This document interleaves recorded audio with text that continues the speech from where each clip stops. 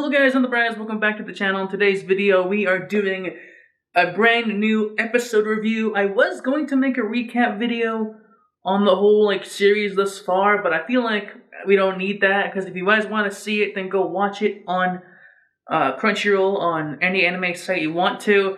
I'm not promoting pirating, but I used to do it too. So if you have to be a pirate and go sail the seven seas, then you gotta do what you gotta do, but I recommend getting Crunchyroll.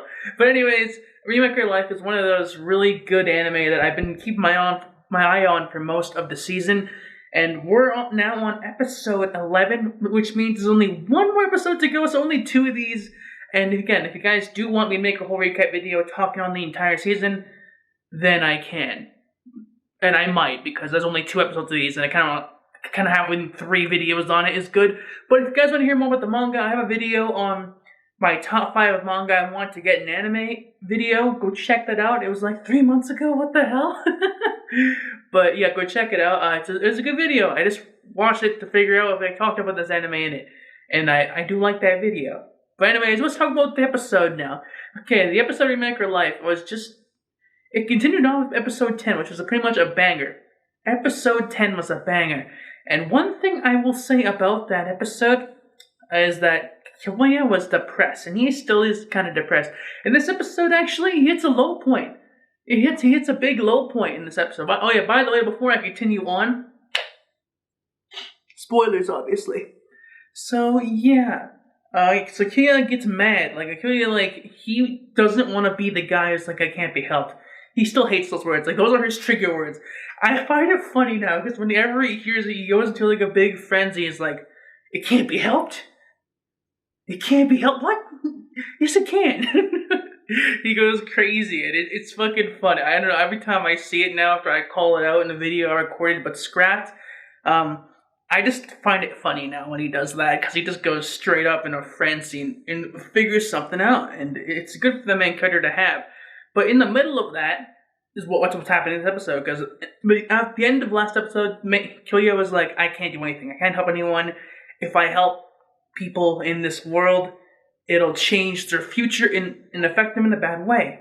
And that is what happened with Kawasegawa and in his past, with all those other friends in the past, like Nana, with Akishima Shino, and with the other guy, Surayuki.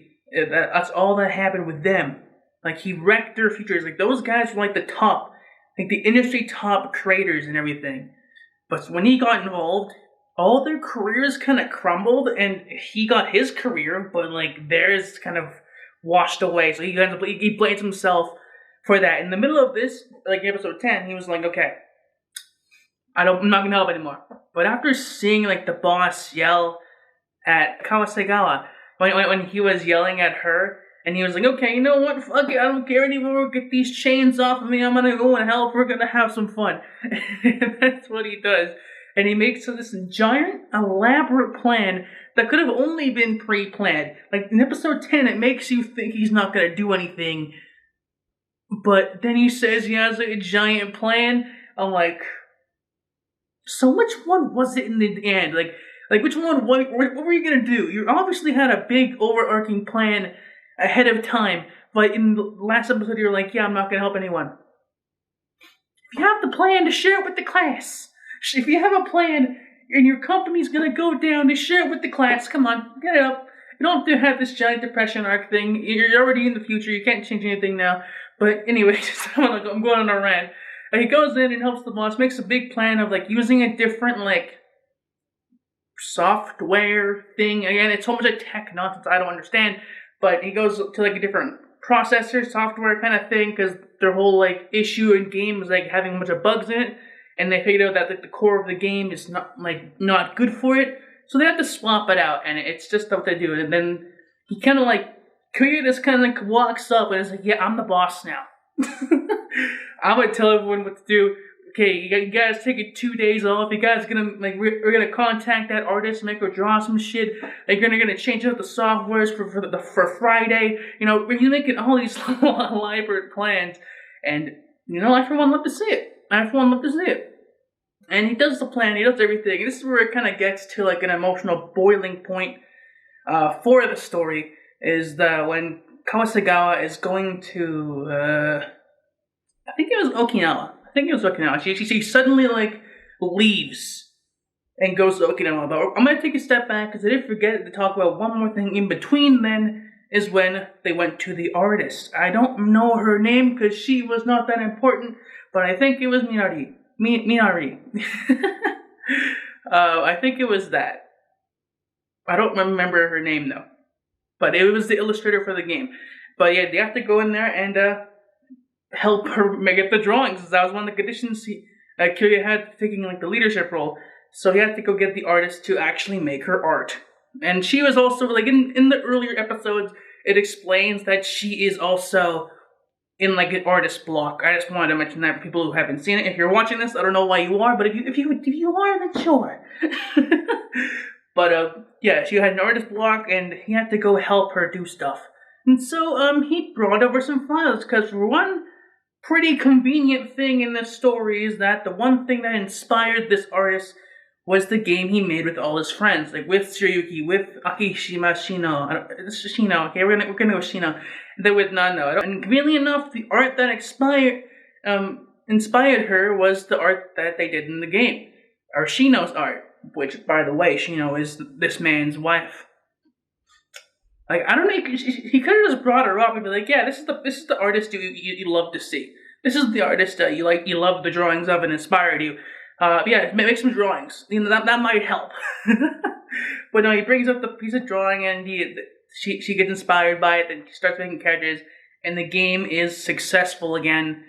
Happy ending, blah, blah, blah. But then, like I said earlier, Kawasegawa is going to Okinawa.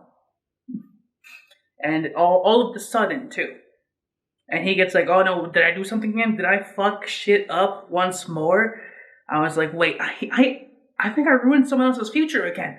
And he starts panicking. He fucking gets the taxi, goes to the airport, and yada yada yada. Goes in. Then Kawasegawa didn't take the flight.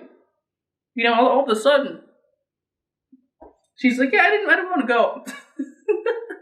And then they just have this giant conversation where like, Kyoya just dumps all this shit. Like, yeah, it's my fault. You got like why everyone stopped doing their passions. Why everyone like say Shiryuki stopped writing. Why Shino stopped working or drawing, and then why Nano or Nana, it's not Nano, it's Nana, and Nana stopped singing. All of those, he blamed himself for that. Of course, Kawasegawa wouldn't know because she doesn't know about the time travel bullshit. She doesn't know anything about that, but she gets pissed off at him. It's like, it's not your fault. You've always helped us. You've always helped us, but you never allowed us to help you, and this big old thing, and in the midst of this huge argument, she's like, yeah, that's why I always loved you. And I found this weird because a confession came after this man was married, he had a wife and a child, and she was like, yeah, I love you. I was like, okay, alright then. I mean, I was stunned. Like, I had to rewind a bit and just check that out. I was like, okay. Nice. I mean, they were always like a fit because, like, Kawasegawa was the first person he met, even in the future, in the old future. So it was kind of cool. I don't know. And she was also the person who helped him at his lowest point in this episode. And again, I'm only, like, briefly going over the scene. If you guys want, like, the best experience, go watch it yourself. And by the way, I looked up for pictures of this, like screenshots, and they're hard to find. You know, they're really hard to find on Google, so forgive me if there's not many pictures in this video. But then after that, after like Kawasegawa, oh yeah, by the way, Kawasegawa was like, yeah, I'm gonna, you know what? You know how I canceled my flight like 10 minutes ago? I want to go to Okinawa after all, you know? Changed her mind. And just straight up goes along and is like, yeah, I actually want to go now. Come on, man. I mean, they needed the speech somehow. But anyways, after that, Kyoya and his thing, Kyoya and the time travel girl, again, her name is, I think her name is Meiko, but I don't quote me on that. Name on the screen right here if I'm wrong. But yeah, because I don't know. She didn't really appear that often, so I don't know. But she comes back out of the blue, like he's just chilling, watching the airplanes fly off, and all of a sudden, she's like right in front of him. I mean, I guess she could do that because she can send him back in time.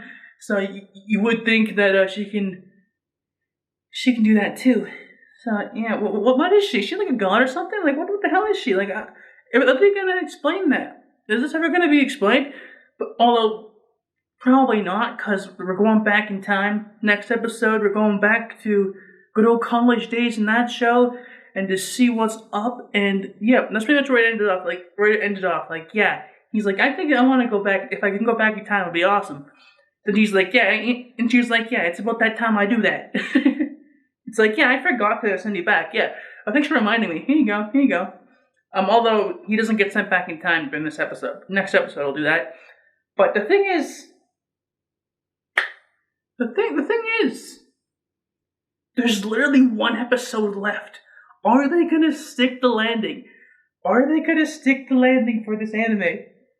With one episode remaining, and with him going back in time. Dude, make this an hour-long episode. You started this fucking shit with an hour-long episode, end it with an hour-long episode. So I think you need that, honestly. There's so many strings you have to tie up to finish the story, but you're not doing that. Oh, man. But yeah, that's pretty much the episode, guys. That's pretty much what I had to say. I loved the episode. It hit me different. And I was hungover yesterday, so it really did hit me different. I had to watch that at like 11 o'clock at night because I just couldn't do anything else yesterday. But yo, dude, it's a good episode. It fucking hit different. I am loving this free series. I won't be honest though, this is one of my favorite anime this year. I'm gonna be honest. I watched a lot of anime this year, and this is one of the ones that are really up there for me personally. And I recommend it to everybody if you like rom-com stuff. I like rom-com stuff. Like right now, I'm in a big rom-com frenzy. I don't know what happened this year. Before I was like, Shonen, let's go, but now, I'm not, I mean, My Academia is still pretty good, but anyways, I'm gonna stop rambling. Sorry for the wait on videos. I'm still getting used to life here. I'm still getting used to university and stuff, so bear with me on the videos. I'm gonna try to get them out as much as I can, and yeah. So, see you guys next time. If you enjoyed the video, make sure to leave a like, subscribe to the channel for more, and I'll see you guys all next time. Yeah. It's not a game, I'm not a robot.